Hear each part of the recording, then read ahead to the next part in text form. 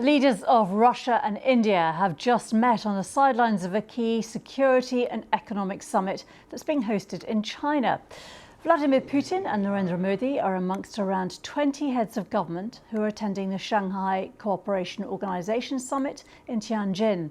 China's President Xi called on them to oppose what he called the Cold War mentality. The remarks will be intended to send a message to the United States, which has imposed steep import taxes on India as a punishment for buying Russian oil. India accuses the West of hypocrisy for buying fuel through third countries. Prime Minister Modi on Monday, though, has said to the Russian President Vladimir Putin that it is humanity's call to end the Ukraine conflict as soon as possible. In opening televised remarks, Mr. Modi said they welcomed all recent efforts to bring peace to Ukraine and hope that all the relevant sides will move forward constructively. Let's go to our China correspondent Stephen McDonald, who's in Tianjin, and Davina Gupta, who's in Delhi for us. Stephen, just first of all, just bring us up to date on what has been said by the various leaders and the significance of this huge gathering. Well, Xi Jinping would argue that the Shanghai Cooperation Organisation is becoming more and more significant every time it meets. This has been the biggest such gathering. He said that there was now $30 trillion in trade between the member states. And it's interesting, it's moving from an organisation which was just focused on security matters to one which now is also delving into areas involving trade. Xi Jinping today, he spoke about the need to set up a new development bank, for example, under the SCO umbrella. Now, economists will argue as to whether the world needs another development bank, but it just shows where this body is actually moving. And crucially, he spoke about multilateralism. Now, when he speaks about multilateralism and how important it is and how this body is all about it, the contrast is meant to be with the United States. And the Chinese government would say that under Donald Trump, the US is going it alone with its America First policies, with its chaotic tariffs, and the contrast he would say is with this body and with China, saying that they can offer stability, a more certain world, and bring about development in a calm and constructive way. At least that's the messaging. And certainly the symbolism, when that photo goes around the world with Xi Jinping and all those other leaders, you know, you've got the likes of Saudi Arabia and Iran, India and Pakistan, Turkey, also a NATO member, by the way, Indonesia, Malaysia, lots of these countries, and Russia all together, and leaving the US out. Well, people will wonder where this leaves the US in terms of its stance, in the world, given that Xi Jinping can pull together this disparate group of pretty powerful countries in the region. And Davina Gupta, how significant is it that Narendra Modi is there? We have seen US tensions between India and the US over tariffs, but also over Kashmir. Yes, Sangeeta, this is Prime Minister Modi's first visit to China in 7 years after a dispute between India and China along the Himalayan border, the last of which was in 2020, where soldiers were killed on both the sides. So Prime Minister Modi met Chinese President Xi Jinping on Sunday. Both sides talked about trade and more cooperation, including ease of visa restrictions, resuming direct flight between two countries. So that's significant. But I think one of the more significant moments of this summit has been his bilateral meeting with Russian President Vladimir Putin. Both leaders put on a very public show of camaraderie where they were seen hugging. They were also sharing the same car from the summit venue to their bilateral venue. And in a 50-minute conversation from the Indian side, we know that they talked about economic and financial sectors and, more importantly, the energy sector. Now, the US has accused India of buying Russian crude and profiteering from it. It has also called India laundromat of Kremlin, while India, which buys 40% of Russian crude, has always maintained that it is for its own people. India imports most of its fuel, and oil prices are quite sensitive politically for Prime Minister Modi, so he has to keep them low.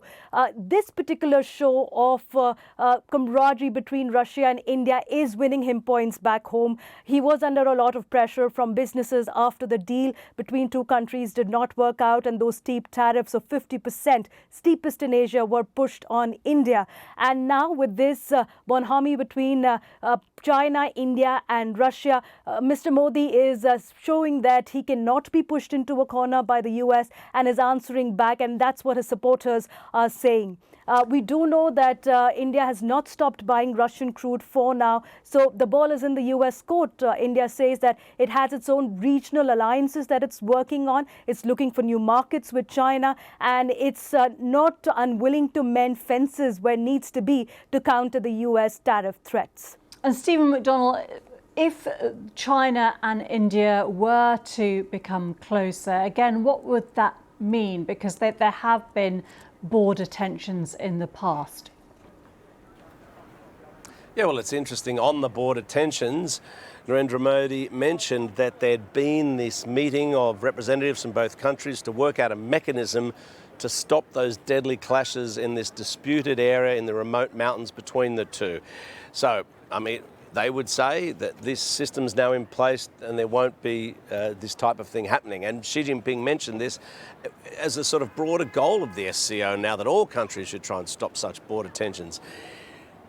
The Indian leader also spoke about direct flights between India and China. I think many people, if you're not Indian or Chinese, will be surprised to know that there hadn't been direct flights between these countries. But it just shows how bad relations had been, with no tourism between the two, student interactions, academic, scientific interaction, and crucially business interaction. If you're going to increase all of that, you need flights, and that now that they're going to get flights going again, well, I suppose people would say it's a step in the right direction, but there's been a lot of bad blood between them, so it will take a lot to sort of build up the connections. However, again, in the words of Narendra Modi, 2.8 billion people are counting on them being able to sit down and cooperate with one another.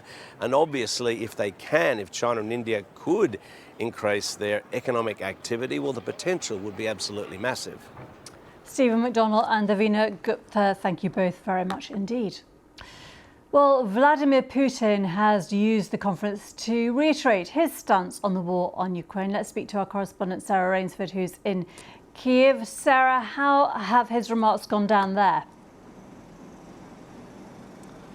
Yeah, I mean, nothing new in a sense from Vladimir Putin, stressing his key arguments that he claims that the war was not of his making, but of the West's making. Obviously, that is not true. This was a war of choice for Vladimir Putin. But he is saying that he welcomes China and India in their efforts to bring it to an end, but underlining again that as far as he's concerned, that has to be on his terms. So a totally maximalist position from Russia, even though, of course, a couple of weeks ago we saw that summit, Vladimir Putin greeted on the red carpet in Alaska by Donald Trump, and supposedly some kind of understanding there reached about how to bring this war here in Ukraine to an end. But there has been no real substantial progress on that, and Vladimir Putin quite clearly has shifted no ground at all. So I think a lot of skepticism here in Ukraine that we're any closer to this war being done. And of course, the air raids continue, the missile and drone attacks continue, the war on the ground, particularly in the east of Ukraine,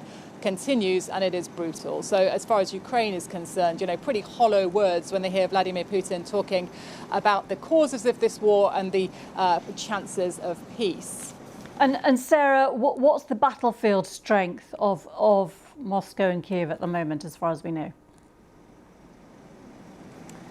Well, I think looking at this meeting taking place in Shanghai, it is really interesting to see Vladimir Putin on that stage and really looking to the symbolism of those meetings that he's holding, being hosted by China, meeting the Indian leader, and really foregrounding those relationships. Of course, this is Vladimir Putin saying, look, I have friends, I have allies, I have strength. And those countries, whilst not directly supporting his war in Ukraine, are supporting the Russian economy. And that is absolutely vital, of course, for Russia's ability to continue prosecuting its war here on the ground in Ukraine. So this is Vladimir Putin saying, look, I'm still in the game. This is my game. These are my rules. And of course, in Ukraine, that goes down extremely badly. There has been this sense that Vladimir Putin wants to tell the world and tell Donald Trump in particular in the United States that Russia is winning this war. He wants them to believe that there is progress on the east, on the battlefield along that front line. Ukraine is saying that they have stopped the latest advances in the Donbass around Pokrovsk, a very important fighting hub at the moment. But of course, the fighting does continue. It is brutal. It is prolonged.